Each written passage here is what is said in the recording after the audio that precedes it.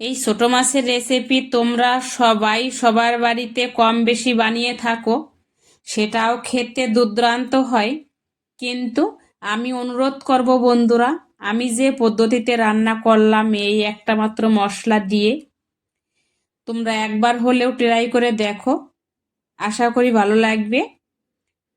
নমস্কার বন্ধুরা, শম্পার রান্নাঘরে সবাইকে স্বাগত জানাই। প্রতিদিনের মতো আজও চলে আসলাম তোমাদের সাথে এই ট্যাংরা পুঁটি মাছের দুর্দান্ত স্বাদের রেসিপি নিয়ে। এই যে দেখো, পুঁটি মাছ এনেছে, ট্যাংরা মাছ এনেছে, আর এনেছে চিংড়ি। ট্যাংরা মাছটা কেটে এনেছে, চিংড়িও কেটে এনেছে, কাটেনি শুধু ওই পুঁটি। পুঁটি মাছটা কেটে ধুয়ে পরিষ্কার করে আনলাম। এই যে দেখো, যে রেসিপিটা বানাবো তোমরা স্কিপ না করে পুরো ভিডিওটা দেখতে থাকো বন্ধুরা, আশা করি ভীষণই ভালো লাগবে। চলো তাহলে এই রেসিপিটা কি দিয়ে বানাই দেখে নেওয়া যাক। এই যে দেখো, গাছে বেগুন ধরে রয়েছে, সাদা সাদা বেগুন। এটা যদিও ভাজা খেতে ভালো লাগে বেশি, কিন্তু এই ছোট মাছের রান্নাও কিন্তু খারাপ লাগে না, খুব ভালো লাগে। একটা মাত্র মশলা দিয়ে আমি এই দারুণ স্বাদের রেসিপিটা বানাবো। তো আমি এই বেগুন তুলে আনলাম। এই সাদা বেগুনের নিরামিষ রেসিপি আমার চ্যানেলে দেওয়া রয়েছে, দেখে নিতে পারো বন্ধুরা। এই যে দেখো, এই সাইজ করে কেটে নিয়েছি, একটু লম্বা লম্বা করে কেটেছি, আর জলে ভিজিয়ে রেখেছি। নিয়েছি দুটো আলু কেটে। এদিকে কড়াই উনানে বসিয়ে দিয়েছি, গরম করে নিয়ে তেল দিয়ে দিলাম উনানে। তেল গরম হয়ে যাওয়ার সাথে সাথে ওই কেটে রাখা বেগুন দিয়ে দিলাম। আগে বেগুনটা আমি ভেজে নেব, লবণ দেব না, হলুদ দেব। হলুদ দিয়ে ভেজে নেব। এমনিতে এই বেগুনটা গলে যায় উনানে দেওয়ার সাথে সাথেই, লবণ দেওয়ায় আরো গলে যাবে, তাই আমি লবণ দিয়ে ভাজিনি। একইভাবে আমি সব বেগুন ভেজে নিলাম। আর এখন দিয়ে দেব আমি মাছের লবণ, হলুদ দিয়ে ভালো করে মেখে নেব মাছটা। এই যে দেখো, লবণ হলুদ মেখে নিয়েছি, আর ওই তেলেই মাছ ভেজে নেব।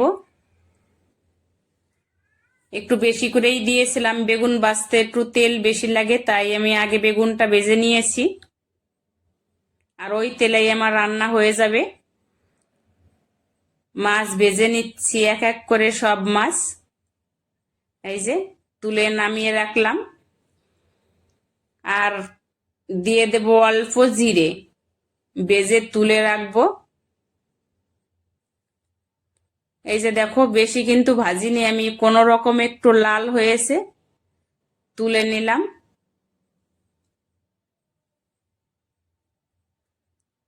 কড়াইয়ে দিয়ে দেব এখন ফোড়নে আমি রাঁধুনি আর জিরে তেজপাতা। দেখো, তেল কিন্তু আমি আর দেইনি, ওই একবারই তেল দিয়েছি, অল্প তেলেই আমি রান্না করব।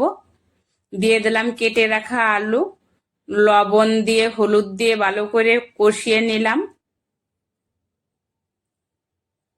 দেব ফুটিয়ে রাখা গরম জল। তোমরা যেরকম জল রাখবে সেরকমই দেবে। এখানে দিয়ে দিলাম, ফুটে উঠেছে, কাঁচা লঙ্কা চিরা। আমি একটু কম জল রাখবো, তার জন্য অল্পই দিয়েছি, তোমাদের পছন্দ মতো তোমরা দেবে। দেখো আলুটা গলে গেছে, দিয়ে দিলাম ভেজে রাখা বেগুন আর ভেজে রাখা মাছ। আলতো হাতে নাড়তে হবে, না হলে কিন্তু বেগুন আর আস্ত থাকবে না, গলে গা হয়ে যাবে।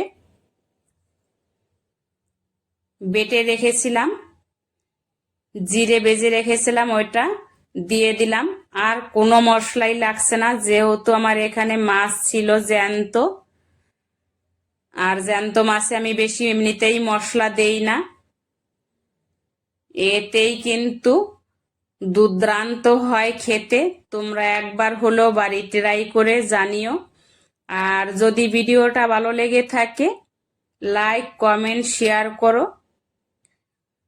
আজকের ভিডিওতে যারা নতুন রয়েছে বন্ধুরা, চ্যানেলটাকে যদি সাবস্ক্রাইব না করে থাকো চ্যানেলটাকে সাবস্ক্রাইব করার অনুরোধ রইল। আর বেশি বেশি করে লাইক কমেন্ট শেয়ার করো। কে কোথার থেকে দেখছো সেটা যদি ভালো হয়ে থাকে সেটাও বলো, আর যদি খারাপ হয়ে থাকে আমার রেসিপি সেটাও বলে দিও। তো আজকের রেসিপিটা আমার এখানেই কমপ্লিট। দেখা হচ্ছে নতুন কোনো এক ভিডিওতে বা রেসিপিতে। ততক্ষণ তোমরা ভালো থাকো, সুস্থ থাকো, এই কামনাই করি ঠাকুরের কাছে।